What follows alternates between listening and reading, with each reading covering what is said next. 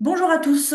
Alors, voici une petite présentation du parcours Sciences de la vie en L1 SPS à Strasbourg. Donc, il s'agit bien de la licence Sciences pour la santé, la première année d'études de santé à la fac de médecine de Strasbourg, et non de la licence classique Sciences de la vie.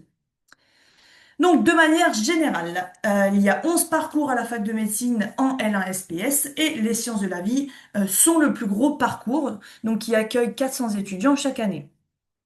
Les cours du parcours se déroulent majoritairement à la fac de médecine et il y a quelques TD, TP qui vont se dérouler à l'Esplanade.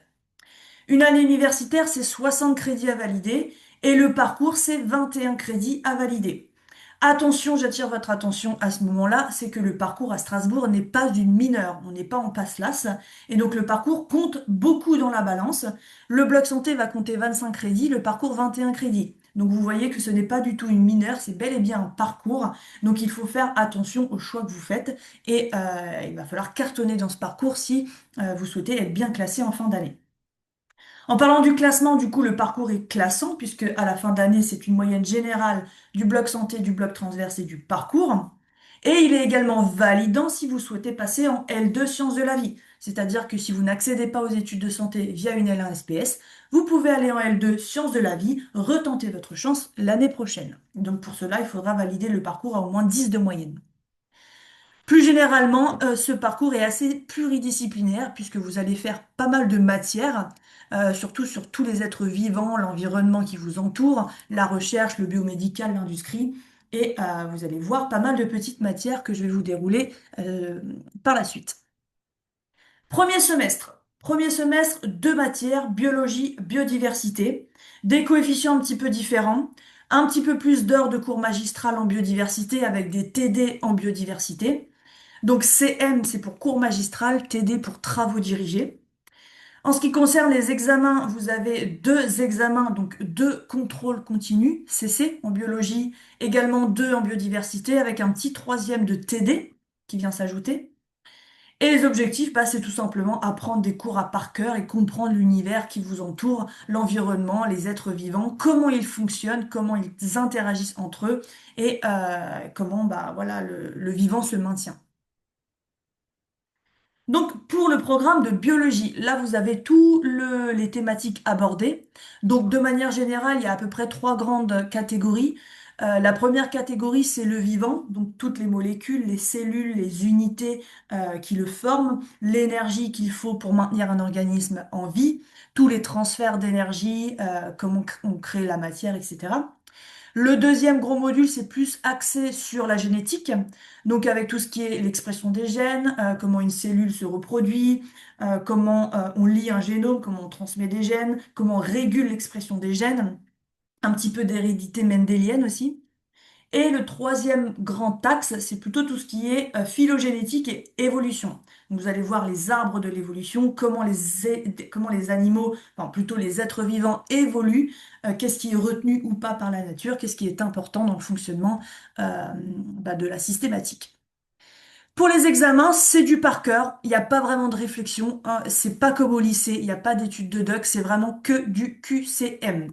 Donc vous allez avoir des QCM classiques avec des phrases, vraies ou faux. Vous allez avoir des fois des petites photos, des petites images, des tableaux. Par moment, je vous ai mis quelques exemples. Mais majoritairement, ça va être voilà, des QCM de ce type ici. Question 39. Vous avez du A, B, C, D, E, des fois du F. Et il va falloir cocher là où les bonnes réponses en fonction bah, de ce que vous aurez appris dans votre cours. Donc vraiment rien de très méchant, mais c'est assez dense. Pour la biodiversité, alors le contenu est très riche, mais les thématiques sont un petit peu plus courtes. C'est-à-dire que dans un premier temps, on va parler un petit peu des origines de la vie et des étapes du vivant. Et après, on va vous dérouler en fait bah, l'arbre du vivant. Donc les virus, bactéries. Alors attention à la définition du vivant pour les virus, hein. Vous le verrez ça plus tard. Mais donc je continue avec les bactéries, les mycètes, les archées, les végétaux, les protistes et les métazoaires. Donc tous ces petits êtres vivants qui nous entourent, et même les virus qui ne sont pas des êtres vivants. Vous allez voir un peu bah, comment ils se composent, leur évolution, comment ils évoluent, de quoi ils sont composés, etc. Pour les examens, c'est la même chose. C'est que du QCM avec encore une fois quelques schémas où on va vous dire, bah voilà, annoter, encoder le mot qui correspond à la définition numéro 4 ou on va vous donner des QCM classiques A, B, C, D, E et il faudra dire si c'est vrai ou faux et donc encoder des cases encore une fois. Pour ce qui est du second semestre, on a trois nouvelles matières, génétique, écologie et pratique de laboratoire. Donc encore une fois avec des heures de cours magistraux, avec des heures de TDTP par moment, toujours des examens blancs, des contrôles continus, pardon, donc, trois contrôles continus en génétique, deux en écologie, deux en pratique de laboratoire avec un TP. Et pour les objectifs, c'est pareil, hein, ça va être du par cœur. Les bases de la génétique, il va falloir les comprendre, les connaître. L'écologie de l'environnement qui nous entoure avec tout ce qui est communauté, etc. Et pratique de laboratoire, bah, vous allez voir comment on étudie les micro-organismes, comment on étudie telle ou telle biomolécule, etc. Donc pour l'écologie, vous allez voir une grosse introduction à l'écologie avec l'écologie des populations, des communautés, le fonctionnement des écosystèmes et toutes les interactions que vous pouvez trouver entre les êtres vivants à l'intérieur. Pour les modalités, ça ne change pas, c'est encore une fois que du QCM avec quelques images, mais principalement du QCM. Ensuite, la génétique. Alors, c'est totalement les bases de la génétique mendélienne que vous aurez vu au lycée, bien sûr en plus poussé, puisqu'on va vous parler de monodihybridisme, du brassage des allèles, de la génétique profonde des levures, associée à tout ce qui va être santé humaine. Donc, on va aller un petit peu plus loin dans la génétique, mais encore une fois, avec exactement les mêmes modalités, que précédemment. Dernière matière, les pratiques de laboratoire. Ici, ça va être un petit peu de nouveauté quand même pour vous. Vous allez en fait étudier bah, les cellules. À l'intérieur des cellules, comment on fait pour étudier les organites, le transfert des gènes, des protéines, etc. Vous allez pouvoir caractériser des types de biomolécules et vous allez voir tout ce qui va être acide nucléique, protéines. Vous allez faire de l'immunologie, vous allez étudier un peu les modèles animaux en laboratoire et voilà, voir des techniques de laboratoire comme la chromatographie. Et pour les modalités, c'est exactement la même chose. Encore une fois, du QCM classique, quelques petites images, mais toujours des mots ou des lettres à encoder. La méthodologie, alors c'est un petit peu grand, c'est un petit peu flou, c'est normal, vous le reverrez en L1 SPS. Grosso modo, en sciences de la vie, il faut avoir une grosse capacité de mémorisation puisque c'est énormément de par cœur.